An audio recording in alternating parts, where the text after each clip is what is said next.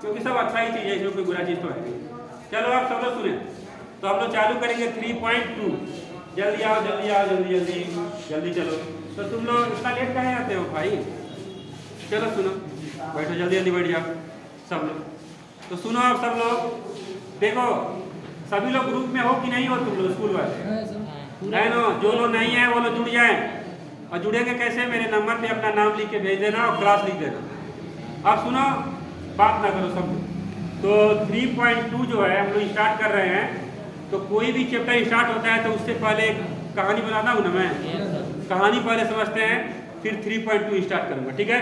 और जितना इसमें सवाल है उतने वीडियो देखने को मिलेंगे, समझ में आ गया? प्ले लिस्ट बना दूंगा, जो भी कठिन सवाल होगा, जो मैं बोलूँगा इंपॉर्टेंट है, उसको 2-3 बार देख लेना, ठीक है ना? देखो एक बार लगाने से किसी को कुछ आता नहीं है, मैं पहले बता रहा हूँ। अगर कोई ये सोच रहा है कि मैं एक बार सवाल लगा लिया और हो गया, तो नहीं, ऐसा नहीं होता है। चलो अब हम लोग चालू करेंगे कौन सा चैप्टर? 3.2। चल, जो लोग नहीं देखे हैं वो जाके देख लेंगे, अपना समझ लेंगे 3.1। अब 3.2 पे हमारे देख प्रश्नावली।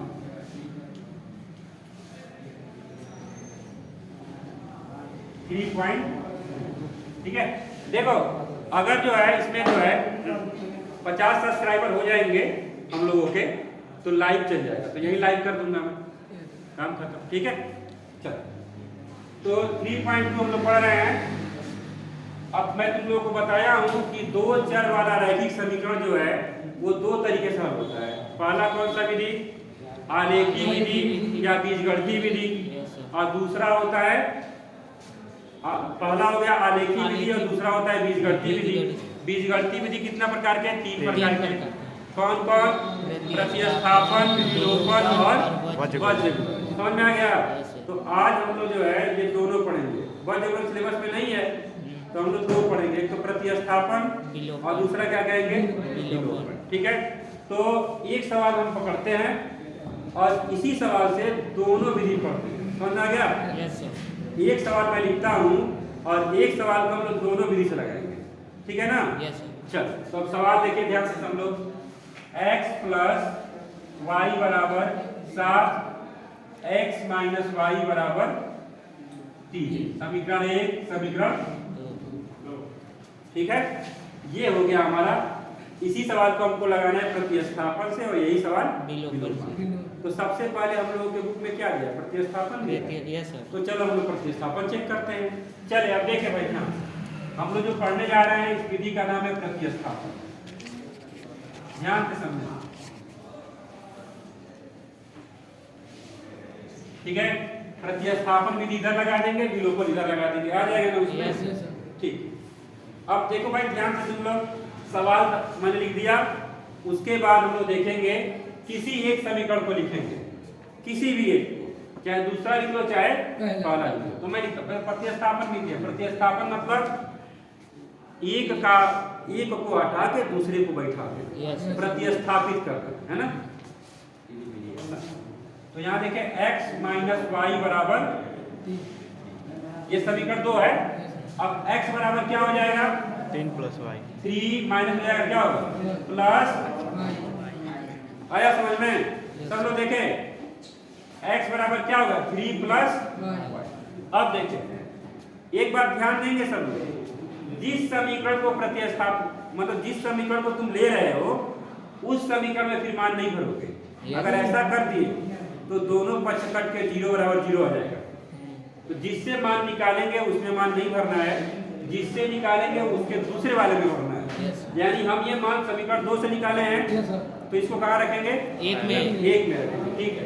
तो लिखेंगे x का मान समीकरण 1 में रखने पर, ध्यान से समझे, समीकरण 1 में रखने पर।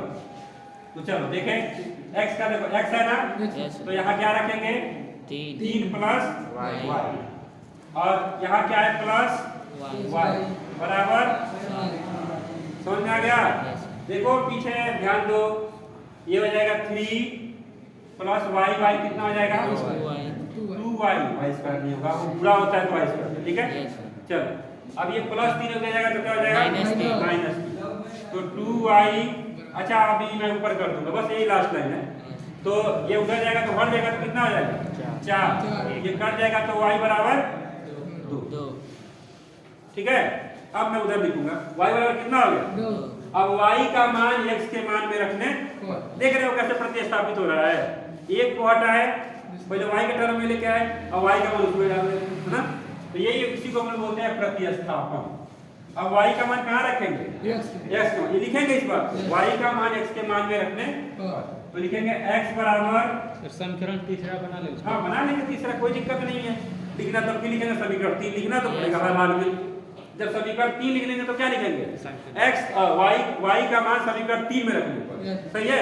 और 3 नहीं बनाएंगे तो क्या लिखेंगे y का मान x के मान में रखने, वही लिखना है हम लोगों को। और तो x बराबर क्या होगा 3 प्लस y, तो 3 प्लस y का मान 2, तो x बराबर कितना हो गया 5। बढ़िया समझ में आया, तो ये चीजें हो गई यार। अब हम लोग कौन सा लगाएंगे विलोपन, सही है ना, विलोपन विधि। अरे तुम लोग इसको 8 में पढ़े होगे, 8 में पढ़े होगे इसको, तुम लोग नहीं पढ़े हो तो तुम लोग ये कह सकते हो सर कल का बात तो हम लोग को याद ही नहीं रहता है, आप बताइए दूसरा पहला बता रहा है, 2 दिन पहले का बात तो याद ही नहीं रहता है कि नहीं। अब तो विलोपन विधि हम लोग देखते हैं। अब इसको मैं विलोपन विधि से लगा रहा हूँ, x प्लस वाई बराबर 7, समीकरण 1 x माइनस वाई बराबर 3। अब ये देखो, ये जो है ना सभी लोग, मैं अभी बता रहा हूँ लगभग लोग 100 में 90% लोग ये लगाएंगे, आसान होता है ये, आसान भी होता है और जरूरी भी है, ये समझ में आ रहा है। तो चलो पर जरूरी दोनों है, मैं ये नहीं कह रहा हूँ, मतलब बोर्ड बड़े बड़े सवाल भी इससे लगाए जाते हैं। ठीक है, अब देखो ये देखो और इधर आ रहा है, ठीक है, ये अंक आ रहा है ना, बाकी चीजें ठीक है। अब देखो तो इसमें हम लोग क्या करना होता है, यहाँ समझे भाई, इसलिए क्या करना होता है कि या तो जोड़ सकते हैं या तो घटा सकते हैं। ठीक है, अगर हम जोड़ेंगे तो चिन्ह नहीं बदलेगा, और अगर हम घटाएंगे तो चिन्ह बदल जाएगा। और कट, अब ये तो पता होना चाहिए कटेगा कैसे, जब चिन्ह विपरीत हो, है ना। जैसे ये देखो, ये प्लस है ये माइनस है, तो अब तो इसको जोड़ेंगे तो कटेगा ना, क्लियर हो रहा है। घटाएंगे तो ये कटेगा, इसका चिन्ह बदल जाएगा, तब ये कट जाएगा। पूरी बात को समझना, अगर मैं इसको घटाऊंगा तो ये प्लस है तो ये क्या हो जाएगा माइनस, ई वाला कट जाएगा। समझ में आ रहा है। अगर हम इसको जोड़ भी सकते हैं, घटा भी सकते हैं, बस अपना काम करना है। अगर मैं इसको जोड़ूं तो है भाई प्लस है माइनस है कट जाएगा, क्योंकि प्लस करते समय चिन्ह नहीं बदलता है और घटाते समय चिन्ह बदल जाता है। समझ में आ गया। तो चलो तो हम लोग क्या करें, y को हटा दिया जाए, जोड़ दिया जाए, तो क्या लिखेंगे जोड़ने पर, जोड़ेंगे तो y का हानि x x मिलके 0x स्क्वायर, ये x स्क्वायर तो क्या है आंसर। आगे देखते हैं, तो 7 और 3 जोड़ेंगे तो 10, ठीक है, और 2 से काट देंगे x बराबर, सबको समझ में आया। ये थोड़ा सा डेंजरस लग रहा होगा, ऐसे ही अभी तो ये तो बहुत नॉर्मल लगता है। एक लाइन में आंसर आ गया ना, हाई दोनों लाइन क्वेश्चन देख के उतारा गया, ये दोनों लाइन आंसर आया। अब x का मान किसी में भी रख दो जिसमें मन करे, तो किसमें रखना चाहते हो तुम, पहला। चलो लिखेंगे x का मान समीकरण 1 में रखने पर, समीकरण 1 में रखने पर, तो x का मान हम रख दिया जाए x प्लस, और x का मान रख दिया जाए, x की जगह क्या रखेंगे 5 प्लस y बराबर 7, उसको उधर भेजो y बराबर 3, सही है, दोनों आ गया। चलो अब इसको रोक दो, अब तुम उतार लो।